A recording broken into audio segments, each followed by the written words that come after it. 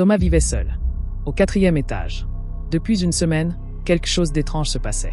Chaque nuit, à 3 heures pile, sa sonnette retentissait. 2 fois. Toujours 2 fois. La première nuit, il avait regardé par le Judas. Personne. Le couloir était vide. La deuxième nuit, pareil. 2 coups de sonnette. Il avait ouvert rapidement. Le couloir était désert. Mais il y avait un colis. Devant sa porte. Un petit paquet brun. Sans nom d'expéditeur. Thomas ne l'avait pas ouvert. Il l'avait jeté. La 3e nuit, rebelote. 2 sonneries. Un nouveau colis. Cette fois, la curiosité était trop forte. Il l'a ouvert. Dedans, une photo. Une photo de lui. Dormant dans son lit. Prise la nuit d'avant. Son sang s'est glacé. Quelqu'un était entré chez lui. Pendant son sommeil. Il a changé toutes ses serrures. Il a installé une caméra. Il a mis une chaise sous la poignée. La 4e nuit. 3 heures du matin. 2 sonneries. Thomas a regardé l'écran de la caméra. Un livreur se tenait là. Uniforme complet. Casquette baissée sur les yeux. Il a posé un colis et est parti. Thomas a attendu 10 minutes. Le colis était là. Plus gros cette fois. Il tremblait en l'ouvrant. Des clés. Ses propres clés.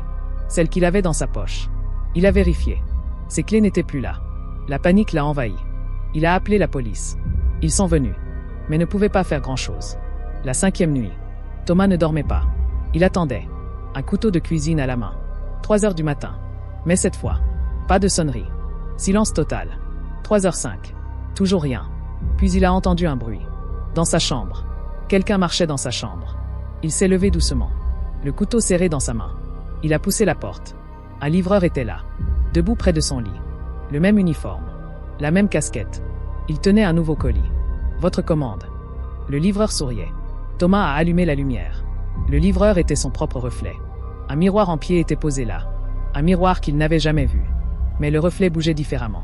Le reflet souriait. Alors que Thomas tremblait. Le colis est tombé. Il s'est ouvert. Dedans, des médicaments. Des antipsychotiques. Avec son nom dessus. Et une note. Tu as arrêté ton traitement il y a une semaine. Il est temps de reprendre. Thomas s'est effondré. Il se souvenait maintenant. Sa maladie. Les hallucinations. Le livreur, c'était lui. Ça avait toujours été lui. Le miroir était vide. Il n'y avait jamais eu de miroir. Cette histoire vous a retourné le cerveau? Vous avez deviné la fin avant? Écrivez en commentaire à quel moment vous avez compris. Laissez un j'aime si vous voulez plus d'histoires qui vous font douter de la réalité.